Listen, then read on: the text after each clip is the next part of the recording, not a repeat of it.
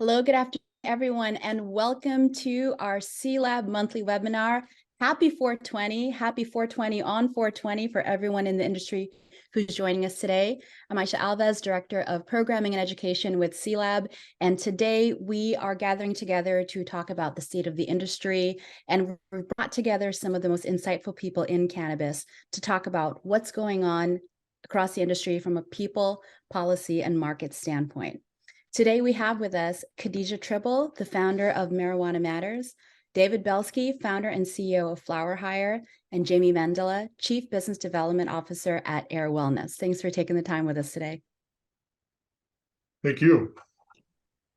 Now, before we jump in, with such a great group of luminaries of the industry, I wanted to give each of you a little bit of time to give everyone an update on what's going on in your worlds, what you're working on now, because it's always the first thing everyone asks. KHADIJAH, ladies first. Listen, thank you guys so much for having me. I am next chapter in my career. I have, spent the last 3 to 4 years associated with Curaleaf and the work we're doing around Rooted to Good and CSR, all work that I'm. But some of the things that I'm excited about for the future is really beginning to examine how we grow talent in the executive. So I am working with some of my colleagues over at the Kennedy School to come up with what I believe will be a premier executive education curriculum for folks that are in the cannabis space looking to level up. And then we'll spend the rest of this hour talking about what we're working on. But that's top of mind because I think it's time for us to, as I said in Benzanga, grow up as. Yeah. Thanks for having me. Thank you. David.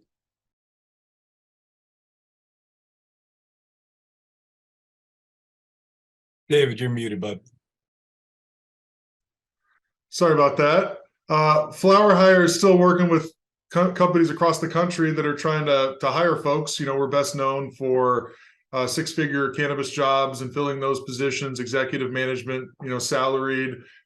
We still have demand for our services. I'm very happy to say, seeing a lot more in some of these emerging markets, in the Midwest and the South.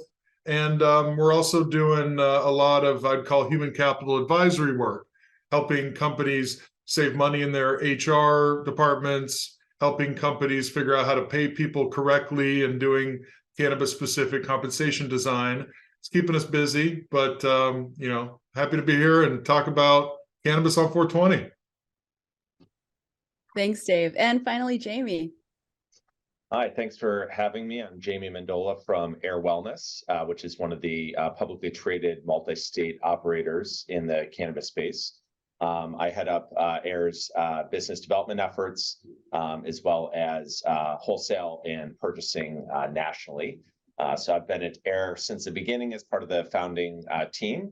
And as Dave and KHADIJAH mentioned, I think one of the things that's interesting about this industry is, despite some of the challenges, we're seeing some really strong consumer adoption trends across most of these markets, which is something I'm really passionate about in terms of really educating the mainstream consumers of how to use cannabis as part of a healthy lifestyle, whether it's for medicinal or wellness purposes. And like David also mentioned, we're also seeing, I think, virtually every cannabis company, because of the challenges that are well publicized in terms of access to capital and what's going on in terms of public and private valuations, everyone's really focused on turning the screws internally, optimizing and running a more efficient business. And as much as there are so many people in this industry that have so much passion, I think we're kind of at that sweet spot of where passion meets execution, and we're bringing talent from outside of the industry combined with some real OGs and legacy cannabis talent to really focus on the intersection of product innovation, consumer experience, and financially healthy companies. Thanks, Jamie. Now, as we get into, really the topic of the day, I wanted to start Of course, this is 420. It's a special day for all of us in the industry. Not only is it time to celebrate being a consumer and being part of this, workforce that works so hard to make this company and this industry grow. What are some of your thoughts on things that you're thankful for, things that you have to celebrate, whether it be certain states, coming online, or things that are going on in your own markets? Are you guys okay if I jump in? Go for it. So some of the things I think that's a really important question. 2022 was a crushing year for cannabis in some respects. To your question, the things that I'm excited about, or the things that I think are bright spots, we have a federal government that is focused on the conversation around rescheduling and descheduling. And while it is going to take us a moment to get there, it really is the first time that this kind of reaction or response from the federal government. And I think that we need to continue for our federal partners to understand that the cannabis train is moving forward, and we need to lead on this issue. Something else that I'm super excited about. So one of the things that I really left Miami with is with a real strong sense of cannabis culture, community, kind of connecting with the more traditional finance people. And in Miami, and have these worlds collide and see some very specific brands that are known in the culture and the community represented on stage throughout all of the Benzinga conference is something I'm super excited about. Inclusion in the industry, but I am hopeful that as we continue connecting the dots, working with organizations like FlowerHire, we're going to really be able to shape this industry to something that we really, really love and care about. Thank you for that shout out. I'll go next. What does the consumer have to be thankful for, or what am I thankful for on 420? I mean, there's more access to cannabis across the country, both medically and recreationally, in licensed facilities than there's ever been. There's still almost 500,000 people working in cannabis, and that's pretty freaking amazing to be able to believe in what it is that you do for work and how you support your family and live that through careers in cannabis. I think cannabis is one of those things that just seems to be getting cheaper too in a lot of these markets, these more maturing markets, and so the consumer is definitely winning. As most things in life these days are getting more expensive. I think specifically in more competitive markets, there's just more innovation in terms of making sure that products are available to consumers that they actually want and what they're looking for. And it's exciting to see the sort of, we'll say, the commercialization funnel continue to evolve and meet where the consumer is at in this space. Yeah, I would say, I think one thing that we can't forget on 420, Dave touched on it, is the employees, right? We have 2,500 employees. The vast majority of those are working in the field, at the dispensaries, at the cultivation and production facilities. And it's hard work, like all retail and manufacturing is. And so, for us, 420, as much as it's a consumer-focused, holiday, it's really a time for us to give thanks to our employees. We had some, nice things that we did for all of our internal employees. And we also, for the first time ever this year, really did some really cool personalized, gift bags for our top consumers in each store. So very similar to what department stores or other high-end luxury stores do for their top clients. We're really trying to put, more of a customer-centric, atmosphere towards that relationship and that journey, and really trying to reward some of our most loyal customers with something special, while doing some really cool, activities, food trucks, concerts. We brought in some local, vendors. We have, artists. We have kind of hemp-based, local, artisans. So we're trying to make it a great experience in and outside of the dispensaries on a day like today. It definitely sounds like a great experience. And how lucky are you to be able to really, kind of elevate that that shopping transaction for the consumer across your retail footprint. Awesome. Something you mentioned, Dave, was that one of the things you're grateful for is the increased access to the plant that our consumers are having. And, as we start to see more of these states come online and flip from a medical program to recreational program, of course, bursting the doors open in terms of access. What do you think, and I'm going to put this out there to everyone, is a good way for a market to kind of make that transition? How do they bridge between being a medical serving state and being a rec state? What stays the same and what doesn't? Something I'm really interested in hearing as well. I mean, I'll go first with something. I think that there's been mistakes that have been made in some states where they turn on rec sales and they forget about the medical, right? So I think a good portion of consumers go into a retail experience, a dispensary, and they're looking to find cannabis to solve some wellness issue or something health related. So I think still paying homage to some of the real drivers of why consumers use cannabis within sort of retail experiences and product assortments, I think is something I'd like to continue to see, because I do think it's important. It's not just about, oh my God, weed's legal, let's go get high on the streets. That's a great component of it, but it's more so like, how do we make sure people are able to use the plant the way they want to in an environment that they're comfortable with?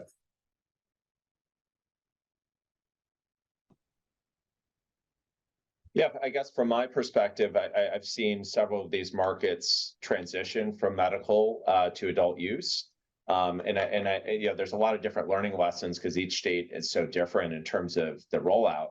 But one is transaction volumes increase dramatically, right? So as a retailer, you have to be prepared in terms of staffing, POS stations, physical space and expansion, parking, a lot of the little things that impact the consumer experience and wait times. I think we've generally done a pretty good job of trying to really prioritize and protect the longstanding legacy medical patients, whether that's through dedicated lines, priority access to the facilities, priority access to product.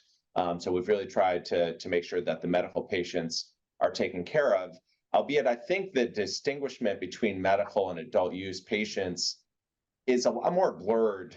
It's not black and white. It's not some people using it for hardcore medical and some people using it as a recreational product. Obviously, as medical markets transition to adult use, people just stop getting their cards. Almost all medical programs shrink over time. And even a lot of the people coming into the dispensaries that didn't have a medical card for one reason or another, including they worked for the government or military or something else, gun rights, or some reason why they didn't want to have a medical card. A lot of those people are using it for the same underlying conditions. Now, you might not have quite the severity of people with epilepsy or cancer or other things that the hardcore medical patients are, but in terms of pain, sleep, stress, anxiety, a lot of the conditions are reasonably similar. And what we find is while the medical patients take a lot of consultation on the front end, there are a lot of newbies coming in once the markets move to adult use. And it's really the onus is on the licensed dispensary chains to really educate them on the journey of the products that fit with their lifestyle, to try to bring them up the learning curve slowly so that people don't have an adverse experience and shy away from the responsible use of cannabis. And to really continue to educate our staff on the innovation on brands, product form factors, and dosage, so that we can be as great of a consultant for our customers that come in, whether they're on the medical or the adult use side. It's true. A lot of it really comes down to, those customer and consumer facing employees. KHADIJAH. I was just going to add one other perspective. I think when we think about the transition from medical to adult use, and I apologize if you guys hear the helicopter in advance. But one of the things that I think is super important is to continue and expand the education. I think we have, as an industry, grown exponentially in our capacity to educate the consumer and the patient. expand that education to the communities where these new markets are opening. We need to teach our public health and public safety officials in a much more educational way, because I think that allows for more individuals to come into the market. And my way in which you engage is a little easier than going into an adult use space. I've been obviously in both medical and adult use, and sometimes I'm even intimidated in a totally wreck environment when I've had experiences on the medical side where the patient and the education is a little bit better.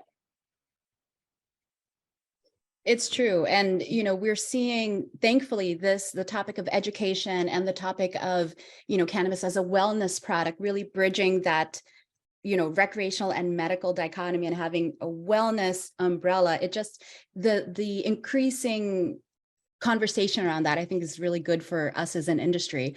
Another piece of the conversation that we see a lot is the growth of the cannabis job market, right? The growth of the cannabis job market is traditionally one of the focal points that we see in industry-facing press as well as mainstream press. So, you know, in recent articles, we're seeing suggestions that there's been a slowdown in that job growth, or even in some states, a decline. What's your take on this?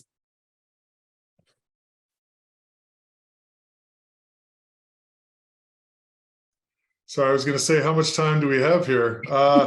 So I think, again, there's more opportunities to work in cannabis around the country in communities that have never had cannabis jobs that are W-2 than ever before. I think cannabis still presents an incredible career opportunity for folks to work and move their way up the ladder. I mean, FlowerHire filled over 100 different job titles for salaried professionals alone last year in cannabis. There's so many different specialties, specifically within a vertically integrated cannabis company, where a company these days, I've learned, as the sort of HR processes continue to mature within the industry, are really looking internally to identify people that they hire that are going to be capable and performers to move up the ladder. So I still think in terms of, you know, this industry still offers the opportunity to come in, work hard, work your way up, be able to support your family, right? Now we want to see more access to those jobs from people from communities that have been disenfranchised by the war on drugs. But there's a lot of stuff within those numbers, right? As Jamie said, you know, earlier, every state's different, right? Every state is dramatically different. And there's a state like, you know, Colorado that has been hit by seeing recreational cannabis in New Mexico, and has lost some of the sort of tourism traffic that they used to have, and are adjusting, right? But in general, what I've really enjoyed observing firsthand over the last 6 years is there used to be a huge stigma for working in cannabis when we were primarily supporting the West Coast in 2017. And in 2023, people on the East Coast, people in the Midwest, and even the South are excited about the opportunity to work in cannabis. And that's been a dramatic sort of shift in the sort of perspective of what a career in cannabis means. And it's exciting to be part of that.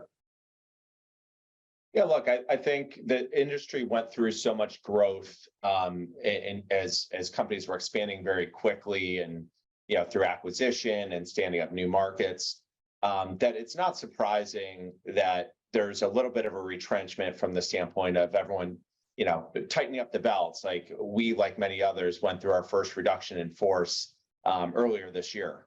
But, you know, the reality is we grew like a weed for 3 or 4 years.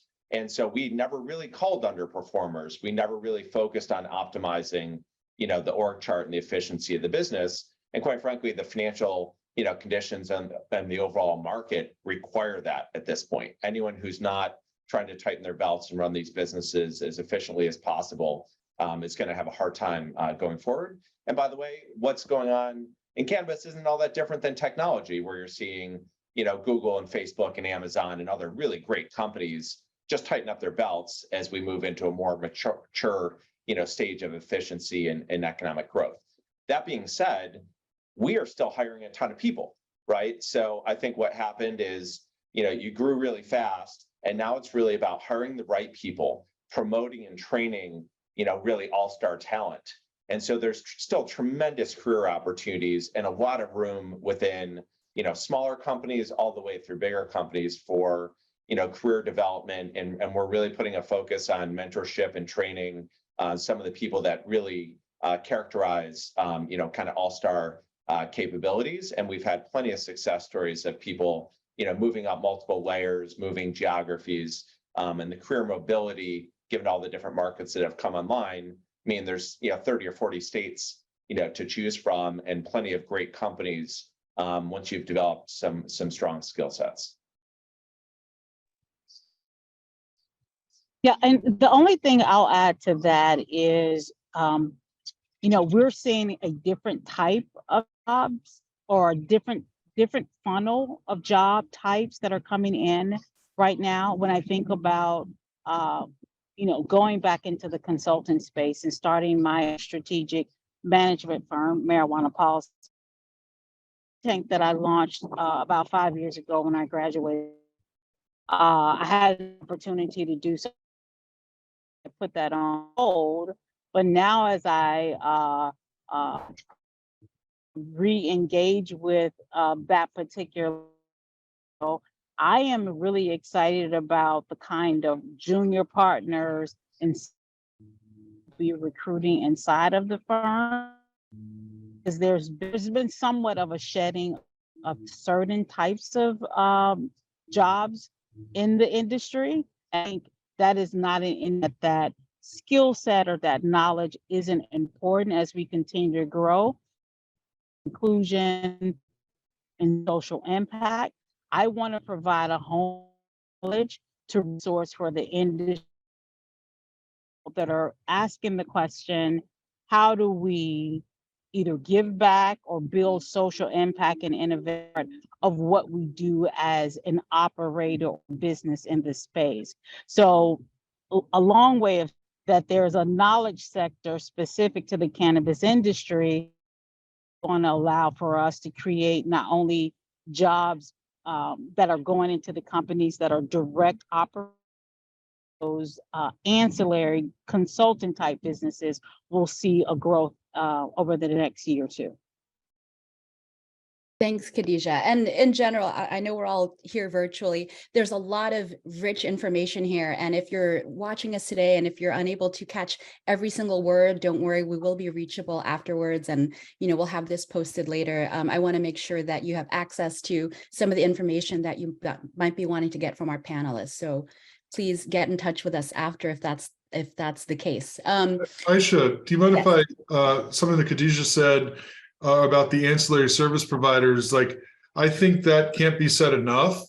Yes, there's 400 and something thousand people on payrolls within licensed medical and recreational cannabis companies, but there's such a huge variety of goods and services that sell into this industry, considering it's agriculture, manufacturing, consumer packaged goods, retail, and highly regulated, that there's probably hundreds of thousands of additional folks that are full-time working in cannabis, like myself, that don't work for a full-time for a plant-touching company. So the real economic impact of this industry definitely goes beyond the data on what the public companies' payrolls are, right? And there are more and better specialty third-party consulting and product companies out there to help meet this industry needs than ever before.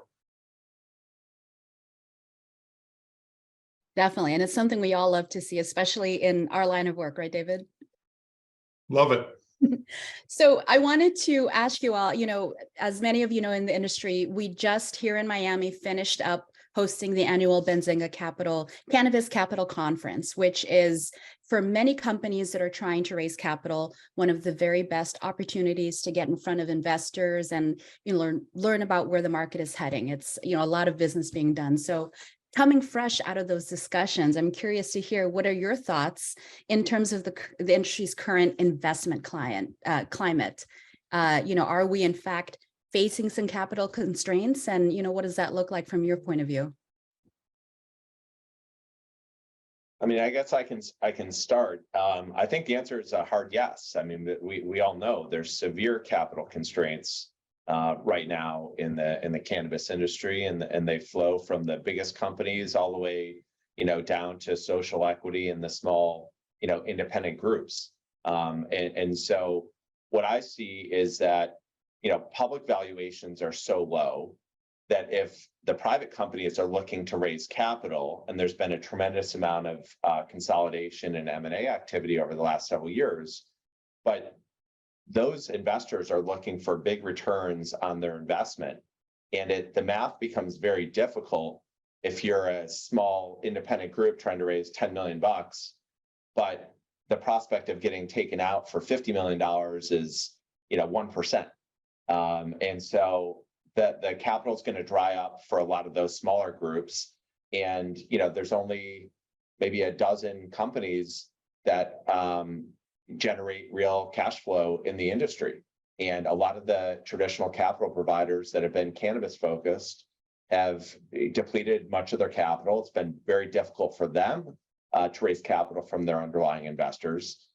Debt filled the void for a while, but a lot of the companies have about as much debt as they can handle.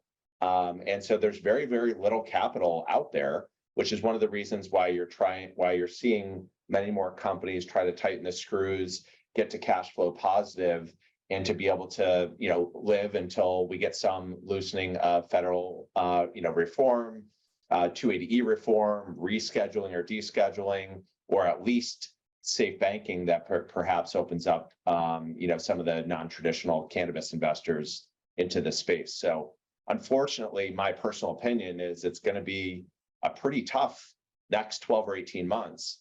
And, companies that need capital to grow, it's going to be challenging. And I would encourage everyone to do it as efficiently and effectively and as low cost as possible, and just, build things on a more modular level. You don't need to go build a $50 million cultivation facility. If you're a great grower, you have a great brand, build something small and boutique and create some optionality, to grow over time, and not assume that capital is going to be there 9 months down the line for you to see to the other side. So that's a great question. That was a great answer, Jamie. I'll just add this perspective. So I went to Benzinga, one, to support some of the entrepreneurs that Marijuana Matters had as a part of their boot camps. Shout out to M2 boot campers. But one of the things that I also did while I was there was begin to have some different conversations around inclusive capital. How do we bring in, obviously, we always talk about customers getting their regulations right. I am also focused on how do we bring other investors into this space. I'm from a community that has always had a difficult challenge, no matter what your product, service, and so we've always had to be creative about how we actually raise capital. Shout out to Farmer in North Carolina. She says that she grows slow so she doesn't owe. So this idea that we can utilize some learned in the marketplace to bring more investors in and have a really slow growth strategy over time, I think is going to allow for us to get on the 24 months fairly those companies that are nimble enough and have relationships and contacts that will allow for them to work across and horizontal. A lot of people are always looking forward to networking in circles maybe higher than them. I am advocating for us, particularly communities that have been disproportionately harmed by the war on drugs in this space, to begin to build across among us that allow for more of us to get to the line. That's all I'll say about that. I mean, well said. That's a hard one to follow up on too. I think, we've, as a service provider, we've always tried to follow the money, if you will, in terms of finding companies that are ready to partner with a top tier service provider that are thinking growth, right? I think that, yes, the secondary equity markets that the cannabis industry relied on for growth for a period of time have definitely dried up, and there's a lot of debt out there. But at the same time, there's this undercurrent of private company, some that are multi-state in emerging markets, that are opening up facilities, that are opening up stores, that are opening up cultivation. And if you look at the Northeast as an example, like New York, New Jersey, Connecticut, there's a lot of wealthy individuals that are trying to put money to work in this industry, right? And so money is still out there. We've always been, because the federal side, like real institutional money hasn't been in here, and the cannabis focused equity investors are, not necessarily in a position to continue to double down like they were, 12, 24 months ago. But, there is still new money coming into the space, but it's, high net worth, family office, and again, debt, right? And that's, it is more expensive. And I think on the flip side of all this, when things improve, there's more access to capital, the business plans for this industry is going to be smarter, in a sense of like, what's realistic? What are our forecasts based off of? Are they lofty? Are they conservative? Can we actually get there? Are these shoppers going to be here like we think they are? And the industry is going to get smarter through this curve. And there are still operators making money out there. There are companies in cannabis that are profitable, right? And the rest are trying to get there as quickly as possible to figure out how to do it. And, it's unfortunate when an entrepreneur or a group of entrepreneurs that put blood, sweat, and tears into building a cannabis company fall on hard times. There's so much try hard and stay with it in this industry. It's unbelievable. And it is challenging to see so many good people on the struggle side right now, but it's not broken, and there's still more money coming into the space. It's just, again, it's different. It's unique. Somebody has to be spending millions of dollars to open up retail stores in New Jersey and New York. Like it's happening from somewhere. And the good thing is that, I guess for those that find their way to attract the capital one way or another, whether it's through, creative, group funding or other forms of non-institutional capital, there are far fewer irrational things happening because of the tightness of capital. So you look 4 years ago, it was a land grab, and people were out there just building and getting a little sloppy and fast and loose on growth and M&A and capital deployment. Now everyone treats every dollar of CapEx like gold. And so what I'm seeing is there's far less supply coming into the system because the cost of capital is so expensive. And so for those that can build out a new dispensary or add some capacity, I think we're likely to stay in a more equilibrium, balanced supply and demand, relationship. I think the bulk of the price compression in most markets is behind us, and we're starting to see, at least across some of the markets that we operate in, some of the ones that were hit the hardest over the last 12 or 18 months are stabilizing or moving in the right direction. Obviously, California, which is not a market Ayers in and not a big market for a lot of the MSOs, flower prices are up 50 to 100% in the last 6 to 9 months. And the number of licenses that have been extinguished or turned in or unplanted, is massive as a percentage of the supply. And so for those that can weather the storm, the consumer adoption is still up and to the right. It's been masked a little bit by price compression, so you don't always see it in revenue growth. But in terms of unit growth, the percentage of people consuming cannabis, those macro trends, which we've all believed in for years now, are still holding true. And so I'm still very optimistic that despite the turbulent times, if you can build a business plan where you can see to the other side, there's going to be a lot of success stories, and some of these losses aren't, totally crystallized. I tell you what, Jamie, that was good to hear. That was very good to hear. Thank you for sharing that. And what's nice about this discussion also, I think it kind of ties into another thing that I wanted to ask you, which is, what are our predictions now? It's 4/20. It's not the start of a new year, but it's the start of our new year in the industry. What are some things that you are looking forward to seeing as we move forward, right? And it can be either actual predictions or wish list. Give me both. I'll go. there's going to be more retail stores opening this year across the country for cannabis, hundreds of them, maybe thousands. So more access is happening. I think that consumers are not going away. They still want cannabis.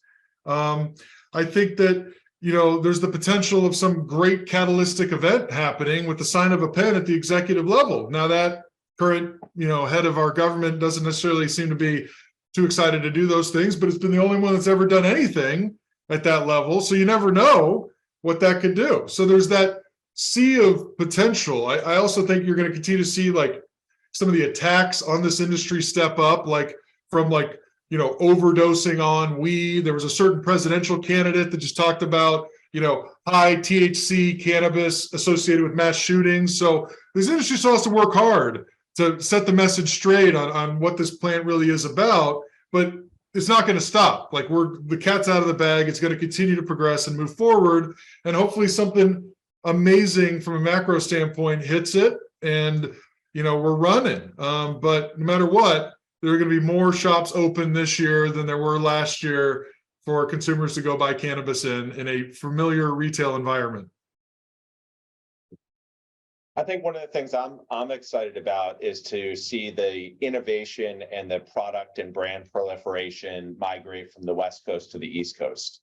So we're starting to see that. Obviously, Nevada and Arizona are starting to look like a little bit closer to California.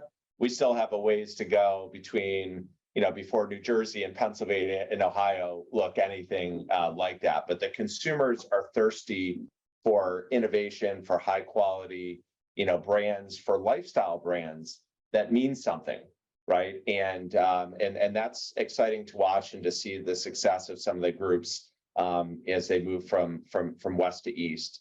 I'm also really excited when I go to our stores, our medical stores in Florida, and see the 60 or 70-year-old people coming in and migrating from topicals and bombs to edibles or flower. And sometimes we think of this as something for the 20 and 30-year-olds. This spans every age group, and the penetration, while it's certainly higher for people in the earlier cohorts, it's increasing at a very fast pace across every age group, across every demographic, and the acceptability of using cannabis is improving day by day.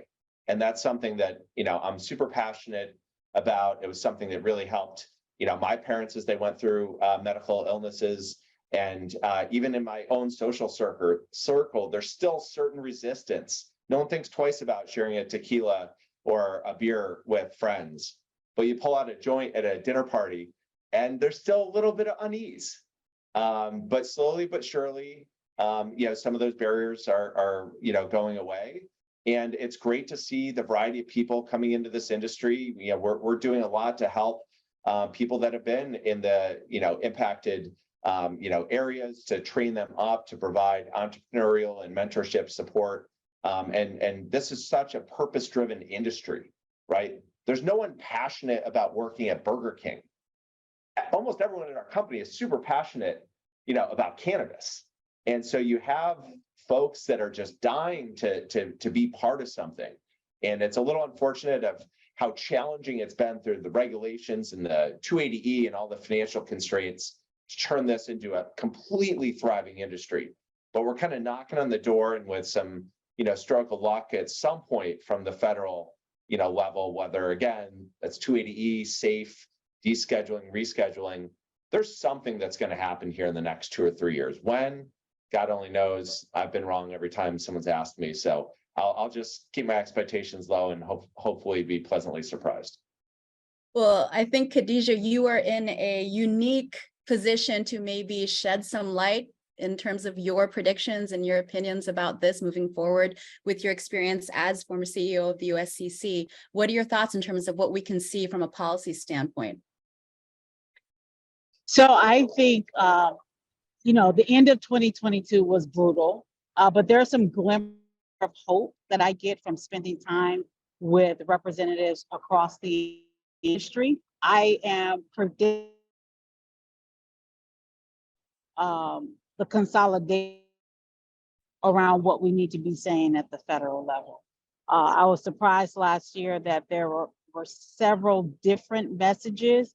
And when we got down to the 8 ball, I don't know if we did enough to ensure that the legislators at the federal level understood that the industry was unified. So I'm predicting a much more unified industry at the end of 2023, going into 2024, which is going to be super important as president. We need that we are aligned and we have tested some strategies. So by the time that we get to 20 on message, I think the other thing I'm super excited about is whenever you have these really harsh times, no matter what the industry is, those individual entrepreneurs and owners that are being creative in the social innovation space are the ones where you see therefore the next generation. I also, to any client or any company's leaders that I've worked with in the past, is you never want to become Blockbuster. Blockbuster had an opportunity very early on to own the streaming or subsector, right?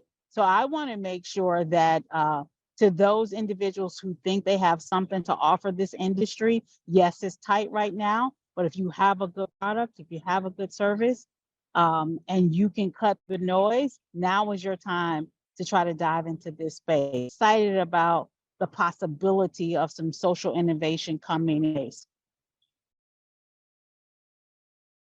Absolutely. I think that's kind of the outlook and the feeling that we are feeling across the industry. Again, especially coming out of Benzig and talking to so many people, there is this shared enthusiasm around, really pooling together as an industry. You're seeing more of cooperation across business and wellness and social impact. As you mentioned yourself, KHADIJAH, these three kind of like tenets are really starting to mold and really become the driving force behind the industry. And we need to see more of it. But, we're definitely starting to see that happen now, which is exciting. All the more reason why it's so important to have the right talent in leadership positions to get everyone on board with this, right? Can you just repeat that last part? Absolutely. I need people to really, you say that Having again. the right talent in leadership positions to drive this message forward, from the top down, whether you are in the cultivation facility, whether you're at a retail dispensary or, in distribution. Everyone's got to be, I think, on the same page for what we're all working for. Now, with the little bit of time we have left, I do want to open up the floor to some questions that have been coming in. With all the topics we've covered, a lot of people are curious about some, other things that we can chat on. Jamie, you have been very popular in the Q&A section. I do have a couple of questions that are directed at you. One of them, I think you touched on, and I'd like to know if you can maybe go a little bit deeper in terms of, the price compression that we are seeing across the industry coming from such a big visible MSO like AIR. What are some of the things that are being done to combat that price compression, that we're seeing from state to state? Sure. Look, I think some of it was a little bit natural because some of these markets had wholesale prices of flower between $2,000 and $3,000. So naturally, if you can grow flower, let's say between $500 and $1,000, that is going to attract a lot of capital because the margins are almost too fat, right? And so a lot of capital came into those markets when capital was available, and in many cases, some of those facilities were completed after other capacity came online, and when demand had sort of stabilized or rolled over a little bit.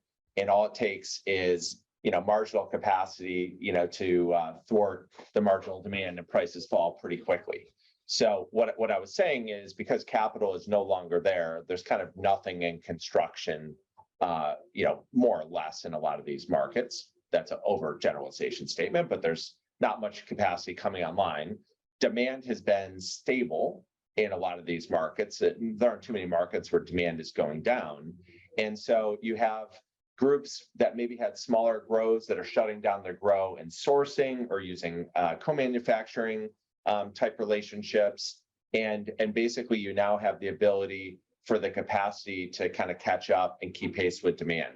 So I don't think we're going back to $2,000 or $3,000 a pound in some of these markets, but it kind of overshot to the downside. And I think we'll hit an equilibrium where the good producers still make reasonable margins that are sustainable, but they won't get so large that it attracts massive amounts of capital.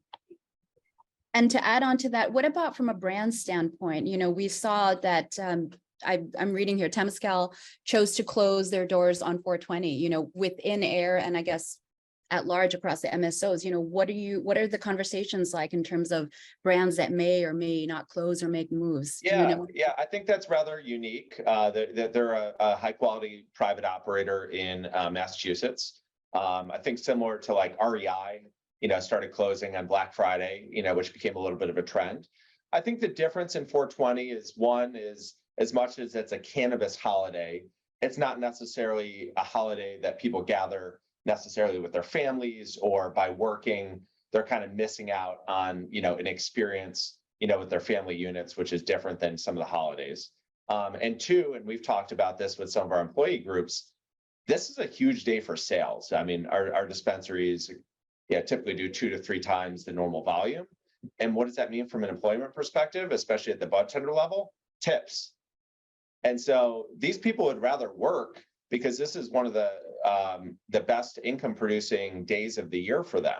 We're treating our employees great. We give everybody, food truck free lunches. We're doing product giveaways as well as other contests internally. So we try to make it a very welcoming environment for those that are working on such a busy day. But a lot of them are making more money today than they are every other day. And so they'd rather get, paid rather than take the day off, even if it was a, day paid at their normal hourly wage. It does make sense. And I know they're all working hard today. So shout out to all of our They deserve every dollar of it. Staff out there, stay strong, hydrate and stretch. That's always our mantra at work as well. Another question that we got, I think would be great for you to address, Dave, is what are the secrets for success for professionals who are in the industry and want to stay here? Because we are seeing a lot of movement in and out of the industry, right? What are your thoughts here?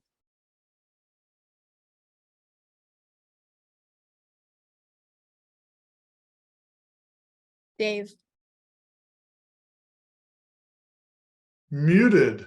I think all of us could probably talk to that question, to be fair, but in order to stay long-term in the cannabis industry, you have to be prepared to expect the unexpected. You have to be prepared to be humble and have to learn and how to pivot and adapt. You got to be really startup minded, I think, is the idea of it. No matter how good you are at what it is you do in another industry in the same type of role, you will not be good at it in this industry when you start. You're going to have to learn. And so humility and ability to kind of relearn, in some cases unlearn is important. But I think that's really when we recruit from people outside of the industry, we're looking for folks that understand what startup pace means and that they could love the products. That's great, but don't necessarily lead with that love, when you're interviewing for a job, but believe in the sort of mission, because there's a really special culture within these companies. It's not a get rich quick industry at this point. I think everybody, we all agree with that, right? But what it is a real opportunity to build a world of work where everybody enjoys the work that they do and they feel fulfilled by it. And that is special, right? When your CEO and your C-suite and your manager is right there alongside, working really, really hard, setting the tone, because they're unlocked as their full professional self. Yeah, I would say that the people that I've seen have success or the inverse of that, obviously there's a lot of great resumes, and Dave sees this all the time. People that have had success in technology, CPG, manufacturing, etc. But it really comes down to people that are scrappy, that thrive in a startup culture, that get their hands dirty. Because a lot of the folks that have built, resumes at these Fortune 500 companies, this industry is just simply different. You're not going to have a team of 100 people that operate at a flawless level underneath you, right? You're creating divisions, you're creating SOPs, you're managing, hands-on, and that's not for everybody. And it's generally very different than the roles that they previously, have come from. And you have to have the respect and the humility of someone who hasn't been an OG in the cannabis industry, or maybe those that have, that might know everything about the plant, but they need to learn data or how to communicate in a corporate environment, or how to share with others, right? Like there's people on both sides that really have to adapt to really make these companies work. But what I've seen is the folks that work hard, make good decisions, are happy to jump in and do whatever wherever. Those are the people that are successful. And the people that kind of want to manage from the ivory tower and do it in a way that they've done it at a big company are sort of doomed to fail. And KHADIJAH, if you're able to hear this, I know you mentioned that Marijuana Matters does have like a business boot camp going on, and you have people going through that program. Is there anything you can share in terms of what some of that training and teaching looks like to help set up these people for success as they enter the industry? Yeah, so one of the things that I am always counseling executives or entrepreneurs in this space, this might be their first time, as an entrepreneur in cannabis, have to understand your why. There are going to be a tremendous amount of setbacks, but if you are clear about why you want time, you can get past it. I will also say to folks that as you're looking to create your organizations or your team, really dig into your own personal professional development, because when you have the capacity to hold commitments and the same down strategic decisions, you're going to have, your team is going to be able to do more. One of the things, the last thing I'll say is, I firmly believe in the go fast, go alone. But if you want far, you go with a group. And right now, get to the finish line.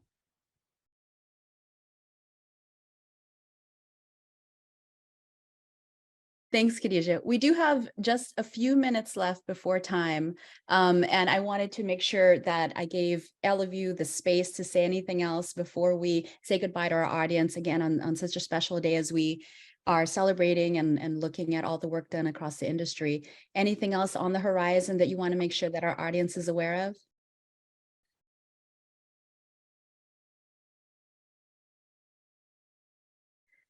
I mean, we've come, I'll start with, we've come a long way. A specific person or anyone?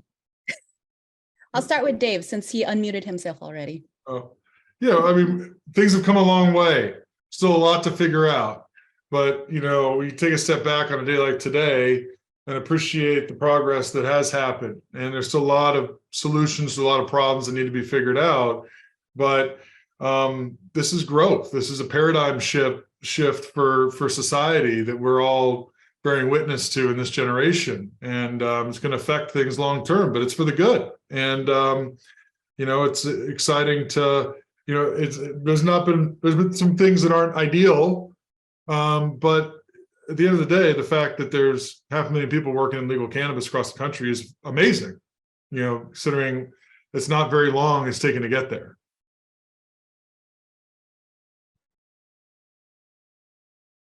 Look, I think one thing that everyone knows, but sometimes we forget, is the opportunity is not just in terms of the size of the cannabis market, which continues to grow, but the fact that the legal market is likely only capturing about a third of the aggregate demand. And so I think lower prices actually help, right? Because the difference between the illicit market prices and the regulated market prices are really getting a lot closer to each other in many markets. And two, as product innovation, as safety, as the communication within the industry gets better, I do think that there's a big ability to capture a significantly higher percentage of the illicit market through the regulated industry. And I think that's good for everyone, for employees, for the companies, for the government, for taxation, for consumer safety. And so I think everyone should be aligned on trying to move that in the right direction as well as possible. But obviously, some of the enforcement and some of the ways that some of these states have rolled out the industry, New York, has been challenging to see that reach its full potential. I'll wrap up and say education in all forms across intersections with cannabis. For C-Lab, your lawyers, your accountants, and we need you guys going into professional associations and really engage around cannabis, whether you can form a work at your, American law, to the extent that you can do this work at the state houses and really educating your networks about the building of a transparent and responsible is not going to happen at every level to all parts of our ecosystem about, what we're actually building. So yeah, you guys have a great 420. Thanks, KHADIJAH. Everyone out there, thank you for joining us today. I think we were able to cover a lot of different points of view and, going back to our original thought of from a people standpoint, talking about what's happening from policy and also what's happening on the markets. There's a lot of things to look forward to in the industry. We are not information gatekeepers. So if you want to learn more, please feel free to reach out. Either you can go to C-Lab, become a member and have access to this type of educational material every month. If you're looking for a job in cannabis, if you're looking to build a team in cannabis, you can reach Dave and myself and our team at flowerhire.com.